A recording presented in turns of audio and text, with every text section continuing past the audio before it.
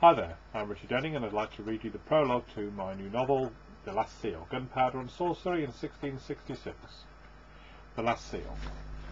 The warlock, Stephen Blake, released the demon Dantalion from the abyss on the 5th day of July in the year of our Lord, 1380. Hours before dawn, the short figure stole down Ludgate Hill to a small church that lay beneath the shadow of St. Paul's Cathedral. With his cloak wrapped tightly around him to keep out the early morning chill, he slipped unnoticed between the gravestones and stopped at the side door of the church. Blake paused now to glance behind, dark eyes probing the shadows that lay along the road and around the indistinct bulk of nearby houses beyond. Somewhere in the city was the one man who might prevent him doing what he planned. This night had been long in the preparation, and he did not want it spoilt by those interfering Presidium or their leader, Cornelius Silver. He took one last look, and then, satisfied he was alone, the door was opened with a judder and a creak, as rusty hinges complained about unexpected use.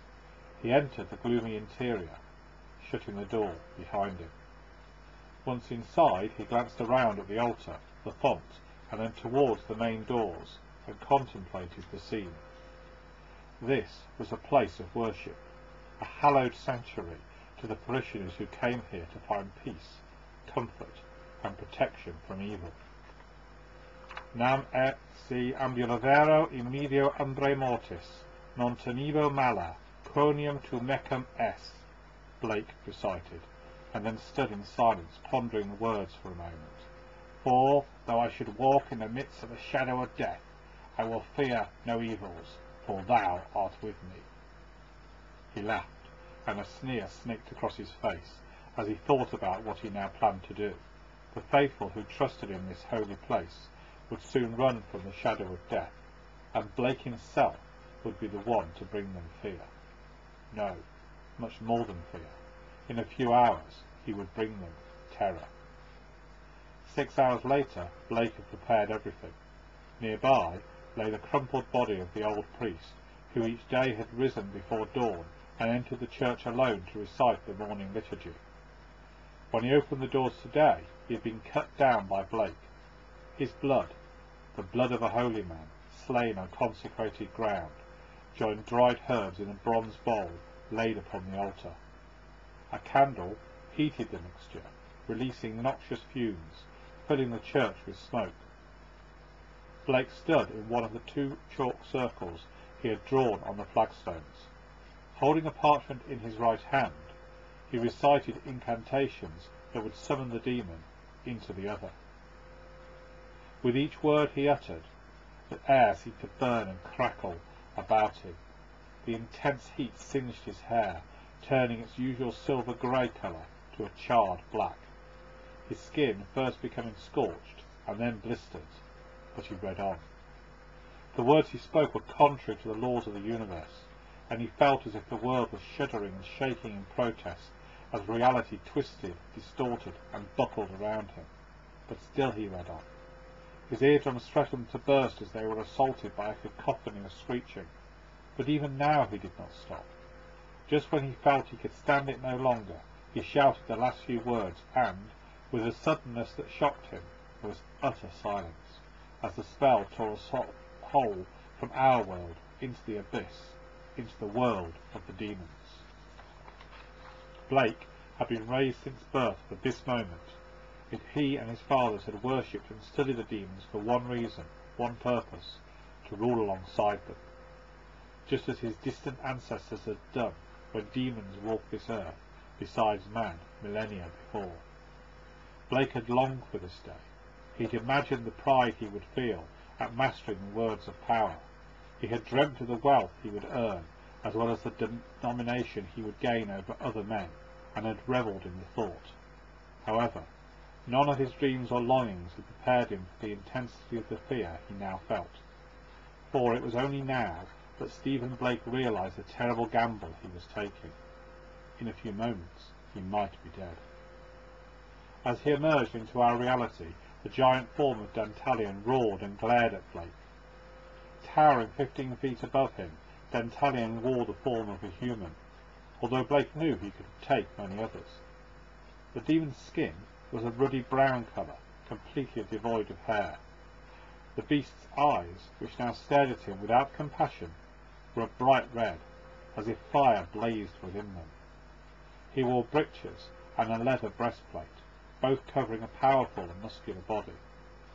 His limbs ended in appendages that were more like claws than feet or hands, and which bore vicious talons as sharp and long as daggers. He carried no weapons, although Blake saw in his right hand a huge book, rather like a large leather-bound Bible. The vast creature exuded an odour that made Blake's eyes water, a mixture of decay and sulphur that was nauseating.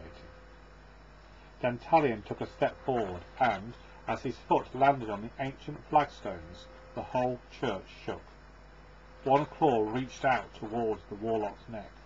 With a cry, Blake stumbled backwards, tripped and fell onto his back, and the beast took another stride, and now stood like a colossus over the cowering figure.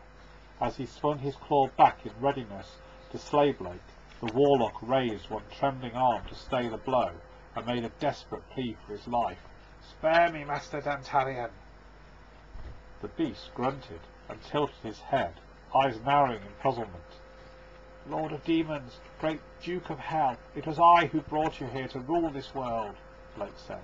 "All I ask is I may serve you." Dantalion studied the small man for a long moment, lips rolled back, revealing dozens of sharp teeth, claws extended and muscles taut in eager readiness to pounce. Shaking in fear and feeling his heart thumping inside him, Blake waited to see if he would live or die. The moment dragged on as if the demon was enjoying the tension. The beast reached out, placing one hand on Blake's head, and for a moment he caressed Blake almost tenderly. Then the fire within the demon's eyes returned.